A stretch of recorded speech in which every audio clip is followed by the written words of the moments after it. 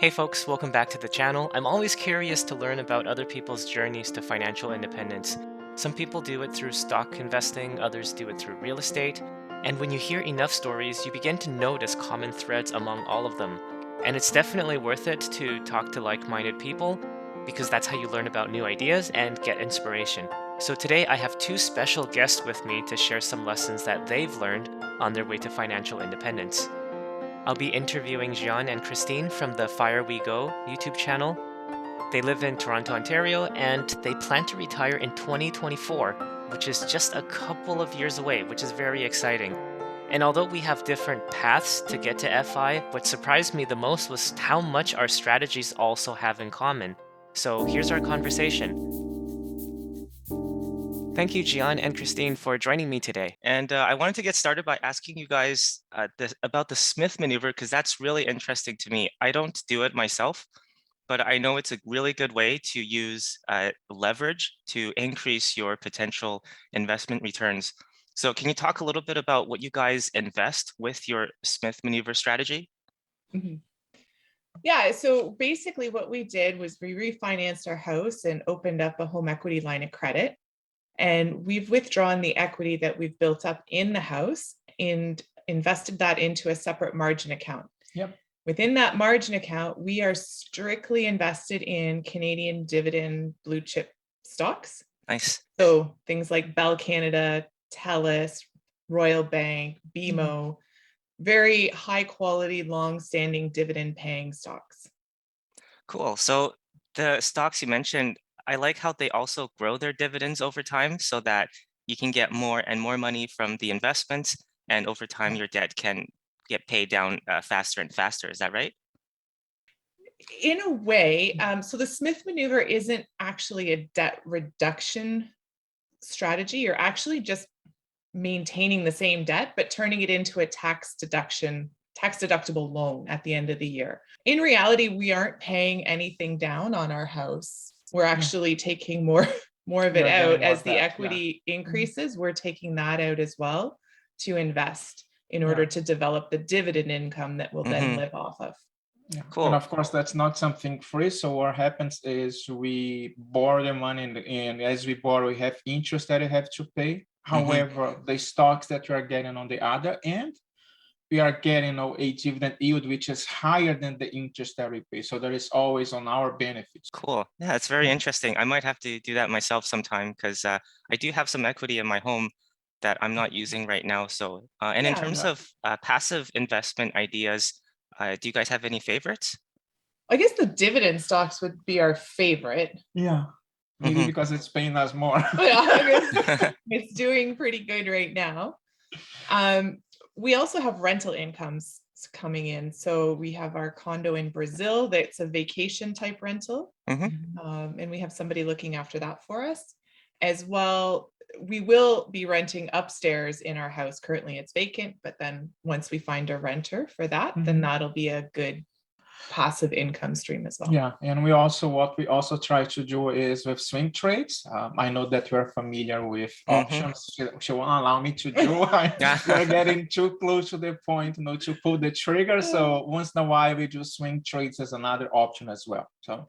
Oh, cool. Any recent swing trades you've done? Successfully? No, successfully, no. We are low. I mean, that's right now as we do record this in February, so end of February 2022. Not yet. I am still in a swing trade that I started last year, and I was not expecting that with Shopify and Lightspeed. So I'm just still trying to not recover. I mean, we haven't sold yet. We're just waiting. Yeah, just waiting. Yeah. Nice. So yeah, you mentioned different side hustles you do. Christine, I think you mentioned before in your videos that you like to flip furniture. So can you talk a little bit about what that kind of entails and how much somebody who's just starting out can make? Yeah, it's something that because I work shift work, I have a lot of free time and Gian has to work. So I needed to fill the time somehow. And I love painting things and fixing things. So I watched way too many YouTube videos on flipping furniture and thought, I can do this, no problem. So off I went. Generally, I find either free or very low cost furniture, good Hmm. quality furniture that I can then bring home. I fix it if it doesn't require a lot of fixing. Yeah. Um, and then I paint it or refurbish it in some way. So right now, just for an example, I picked up a set of nightstands off of an online auction site, Hmm. and I paid $1 for a Wow. beautiful set of solid wood mid-century modern nightstands.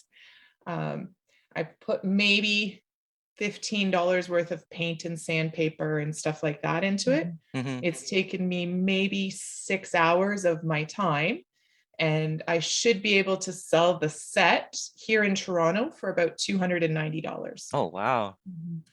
So you can bring in, I would say, if you're able to do at least one or two dressers a month or two sets of nightstands a month, something like that, Hmm. depending on your market, you could potentially be making $500 or $600 a month.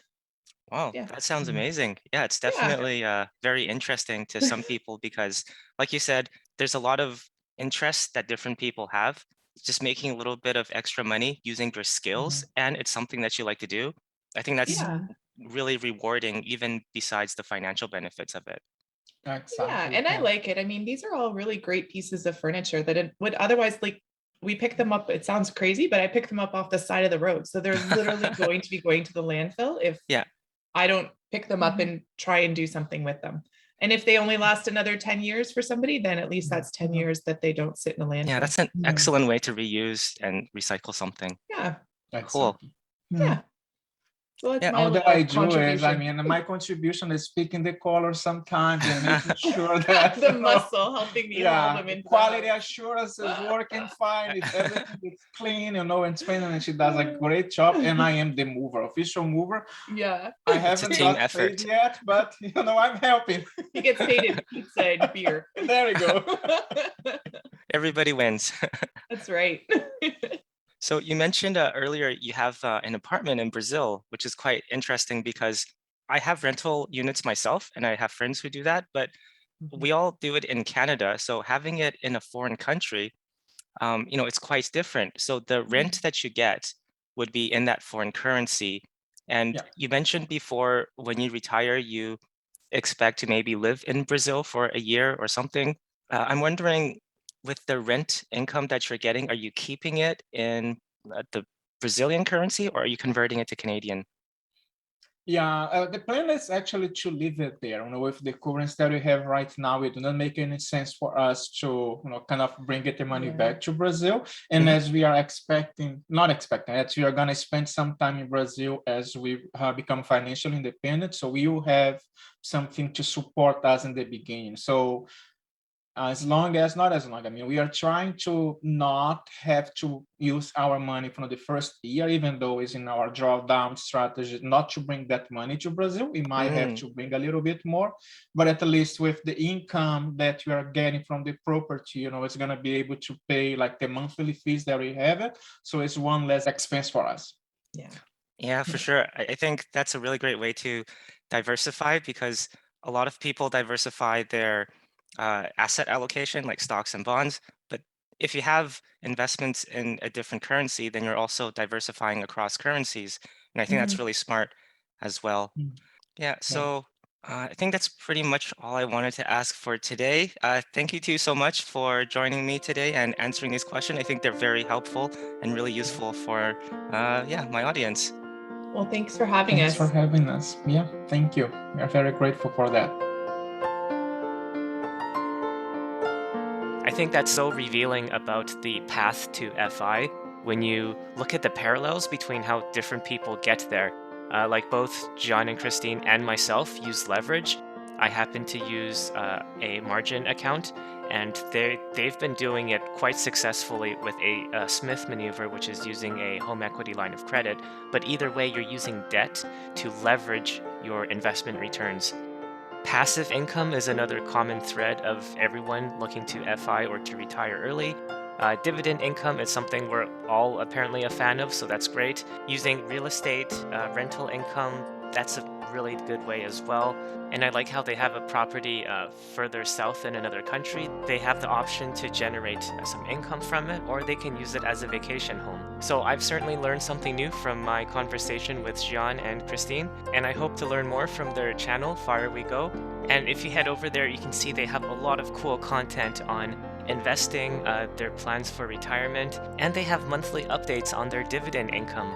It's been really fun to follow along with them on their journey, and also their likable personalities is part of the reason why I keep going back and watching their videos. I'm going to put their most recent dividend income update video over here so you can learn more about their passive income strategy. And if you're still watching at this point, they've actually asked me some questions as well. So if you want to see what those questions were and how I answered them, you can watch that video on their channel over here. I hope you enjoyed this collaboration. Thanks again to Gean and Kristine. And don't forget to subscribe to their channel while you're over there so you can keep up to date with the latest in their journey.